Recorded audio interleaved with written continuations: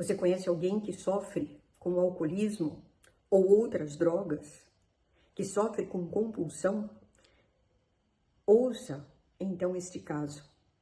Foi tratado com uma intenção enorme da recuperação.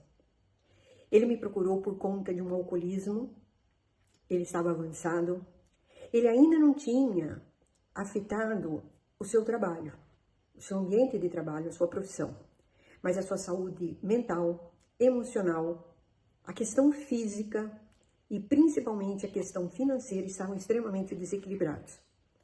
Ele me disse que se ele não parasse de beber, a vida dele iria cada vez mais para o buraco.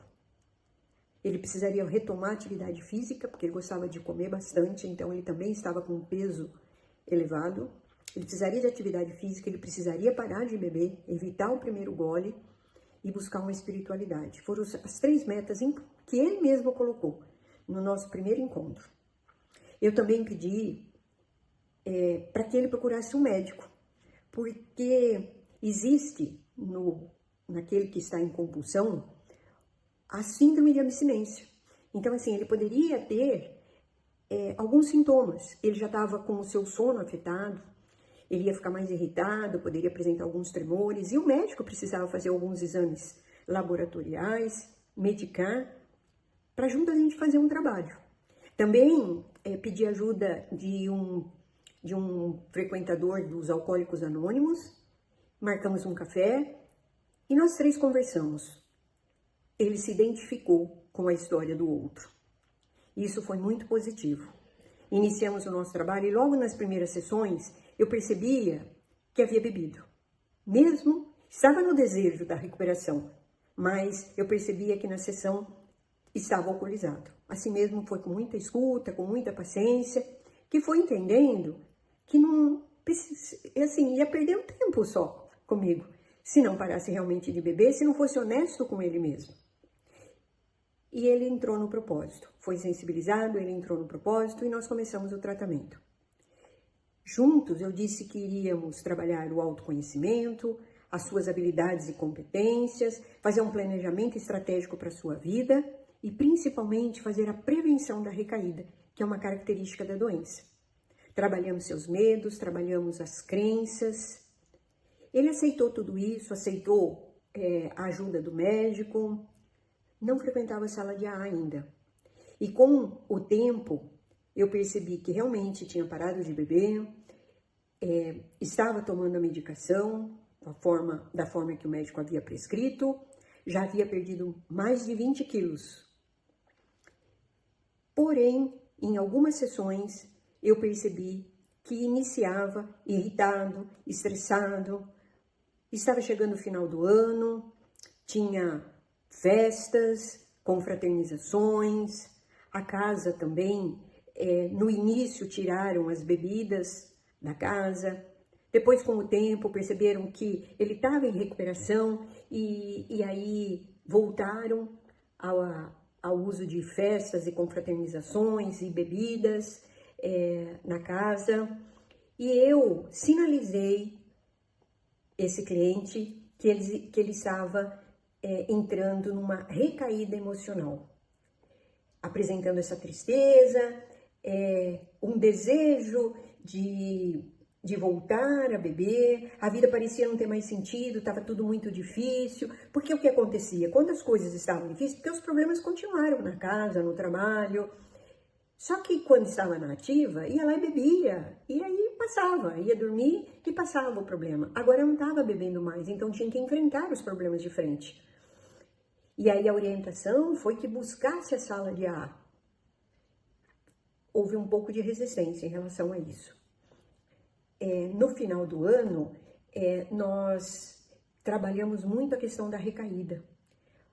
Porque Natal, Ano Novo, Carnaval, esses momentos são de muito... regado a bebida alcoólica, né? Então nós trabalhamos bastante isso.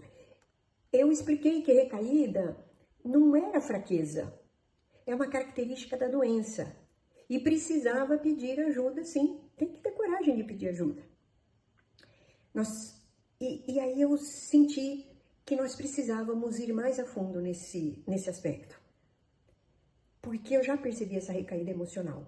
E aí eu trabalhei com ele as zonas, a zona de perigo, a zona de conforto e a zona de atenção. Então, ele colocou quais eram os sentimentos e que ele poderia sentir na zona de perigo. Ou se eu estiver sentindo isso, eu estou na zona de perigo. Para que ele se identificasse, ele se reconhecesse na zona de perigo para evitar a recaída. Nós fizemos esse roteiro com ele. E ele percebeu que ele precisava ter muito cuidado, porque a doença, ela é assim mesmo. E as pessoas não reconhecem, as pessoas oferecem a bebida. Então ele precisava aprender a dizer não. Ele precisava dizer ao outro que ele não tinha controle da bebida alcoólica. Então, passou o Natal, passou o Ano Novo, nós tivemos várias conversas e ele sempre me referiu que havia conseguido ficar sem a bebida alcoólica. É difícil? Muito, mas é possível. Então essa história, ela mostra que quando se tem compromisso, quando se tem a consciência de que realmente é doença, que é uma doença e que a ajuda precisa vir, não pode ter vergonha de pedir ajuda, o tratamento flui. Então, nós fizemos tratamento de radiestesia, trabalhamos várias ferramentas, fizemos uma ferramenta de ressignificação. Então, é um ato de coragem isso.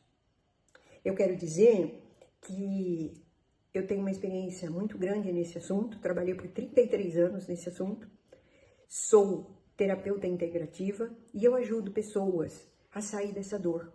É uma dor muito triste.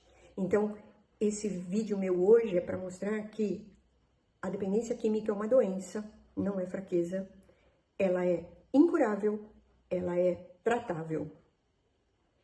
Se você conhece alguém que está passando por esse problema, ou você é essa pessoa, busque ajuda. Se você sentir que é hora, me procure.